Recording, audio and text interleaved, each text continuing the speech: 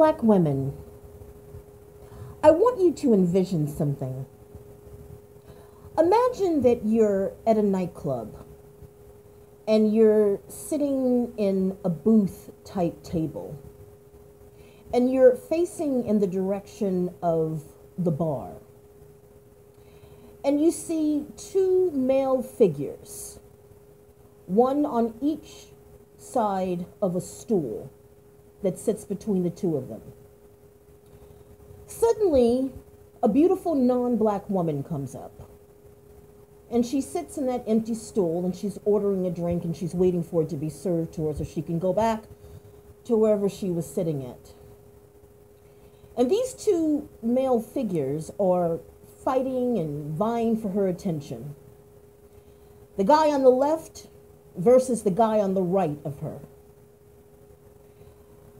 The guy on the right, he wins. He gets her number, he gets her name, and the guy on the left loses. But here's the trick. The guy that won, the guy on the right, wasn't really a guy. It was a transgender male. A woman that has transgendered into a male. The guy on the left was an anatomically born heterosexual male. But the guy on the left had no idea that the guy on the right that he was fighting over the same woman was really a transgender male. Now, I say that to say this. I was on slainevil.com, that bigoted, prejudiced, hateful website.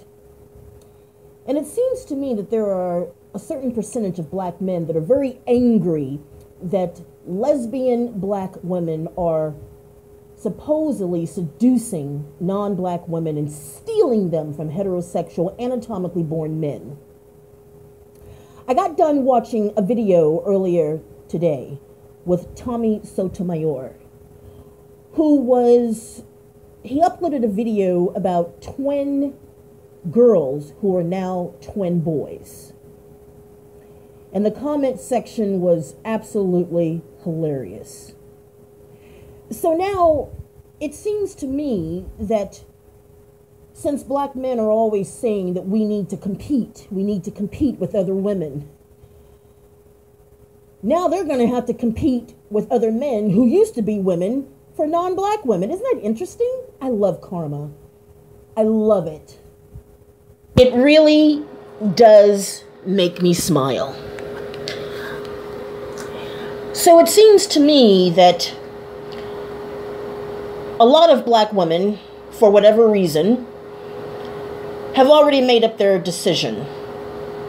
Instead of staying here in America and growing old and dying alone, many of them are probably going to get in situational relationships with other women, and those other women may not be black women. They may be women of other races. The same women that heterosexual, anatomically born black men are going to be vying for.